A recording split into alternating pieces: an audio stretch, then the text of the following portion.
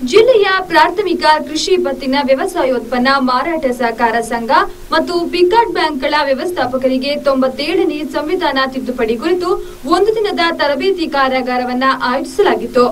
ನಗರಸಭೆ ಆಯುಕ್ತರಾದ ಎನ್ಎಂ ಶಶಿಕುಮಾರ್ ಅವರು ದೀಪ ಬೆಳಗಿಸುವುದರ ಮೂಲಕ ಕಾರ್ಯಕ್ರಮಕ್ಕೆ ಚಾಲನೆಯನ್ನ ನೀಡಿದರು.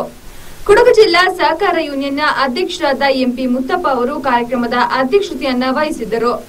ನಮ್ಮ ಕೊಡಗು ಜಿಲ್ಲೆ ಸಹಕಾರ ಸಂಘಗಳ ತವರೂರು.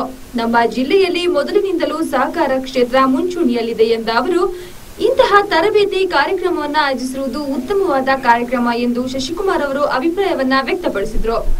ಎಲ್ಲ ಗಣ್ಯಾತಿ ಗಣ್ಯರಿಗೆ, ವಿಶೇಷವಾಗಿ ನನ್ನ ಸಹಕಾರ ಸಂಘಗಳ ಅಧ್ಯಕ್ಷರಿರ್ಬೋದು, ಕಾರ್ಯದರ್ಶಿಗಳಿರ್ಬೋದು, ಸಿಬ್ಬಂದಿ ನನ್ನ ನಮಸ್ಕಾರಗಳನ್ನು ಸಲ್ಲಿಸಲಿಕ್ಕೆ ಬಯಸ್ತಾ ಇದ್ದೇನೆ.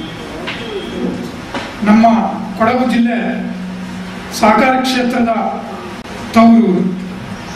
ಮೊದಲಿನಿಂದಲೂ ಸಹ ಜಿಲ್ಲೆಯಲ್ಲಿ ಸಹಕಾರ ಕ್ಷೇತ್ರ ಮಂಚು ಎಲ್ಲ ಗೊತ್ತಿರುವ ಹಾಗೆ ನಮ್ಮ ರಾಷ್ಟ್ರ. ಕಾರ್ಯಕ್ರಮದಲ್ಲಿ ಮೈಸೂರು ವಿಶ್ವವಿದ್ಯಾಲಯ ವಾಣಿಜ್ಯ ವಿಭಾಗದ ಪ್ರಾಧ್ಯಾಪಕರಾದ ಯಶವಂತ್ ಡೋಂಗ್ರೆ, ವಿರಾಜಪೇಟೆ ತಾಲೂಕು ಸಹಕಾರ ಸಂಘಗಳ ಹಿರಿಯ ಲೆಕ್ಕ ಪರಿಶೋಧಕರಾದ ಸಿರಿಲ್ ಮೊರಾಸ್, ಕೆಎ ಮಧು, ಬಿಸಿ ಬಿದ್ದಪ್ಪ ಹಾಗೂ